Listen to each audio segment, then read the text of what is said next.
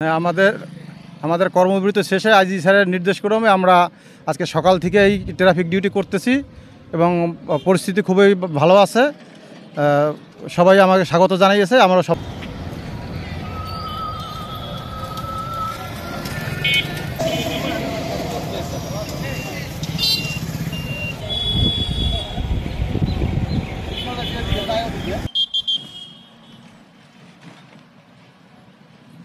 বিগত ছাত্র জনতার যে আন্দোলন, সেই আন্দোলনে আমরা সবসময় পেশাগত পুলিশের ভূমিকা পালন করেছি এবং সামান্যতম কাউকে কোনো অন্যায়ভাবে কারো প্রতি আচরণ করা হয় নাই, যে কারণে ছাত্র জনতা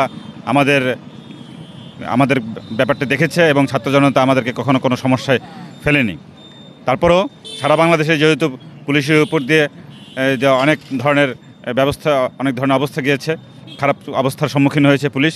এই কারণে আমাদের পুলিশ পোশাক পরেনি, কিন্তু আমরা কিন্তু সার্ভিস দেওয়া থেকে বিরত থাকিনি। আমরা কিন্তু থানায় সার্ভিস দিয়েছি। তো আমরা আজকে থেকে পূর্ণ উদ্যমে কাজ শুরু করেছি। প্রত্যেকটি থানায় আজকে প্রত্যেকটি পুলিশ সদস্যের মাঝে প্রাণ চাঞ্চল্য ফিরে এসেছে, তারা কাজে যোগদান করেছে এবং ট্রাফিক ব্যবস্থা পরিপূর্ণভাবে আজকে সকাল থেকে ডিউটিতে মোতায়েন হয়েছে এবং তা আপনারা দেখেছেন যে ট্রাফিক অত্যন্ত, আমাদের সকল পুলিশ সদস্য আগে থেকেই কাজে যোগদান আগে থেকে উপস্থিত ছিল, কিন্তু তারা ইউনিফর্ম পরছিল না, ব্যারাকে অবস্থান করছিল। আজকে থেকে তারা ইউনিফর্ম পরছে এবং পুনর্দমে কাজে ফিরে এসেছে এবং কর্মচাঞ্চল্য ফিরে এসেছে। পটুয়াখালী জেলায় কোনো থানায় কোনো ধরনের আক্রমণ হয়নি, সকলেই সুস্থ নিরাপদ আছে এবং আমরা সকলেই আগের থেকে আরও উন্নতভাবে মানুষের সেবা প্রদানের জন্য আমরা বদ্ধপরিকর।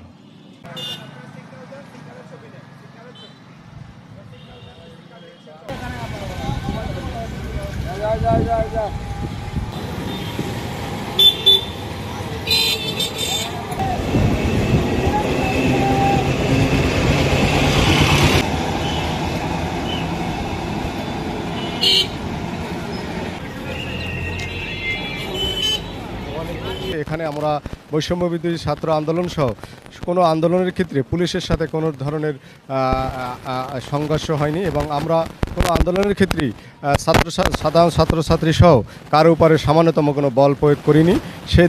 সে দৃষ্টিকোণ থেকেই এখানকার ছাত্র সমাজ তথা জনগণ আমাদেরকে কোনো রকমের টার্গেট করেনি এবং সেরকম আমাদের কোনো জানমালের বা কোনো স্থাপনার কোনো ধরনের ক্ষতি সাধন করেন, বরঞ্চ তারা নিজেরা পাহারা দিয়ে রেখেছে যাতে পুলিশের কোনো স্থাপনায় কোনো ধরনের কোনো দুষ্কৃতকারী কোনো হামলা বা কোনো আক্রমণ করতে না পারে।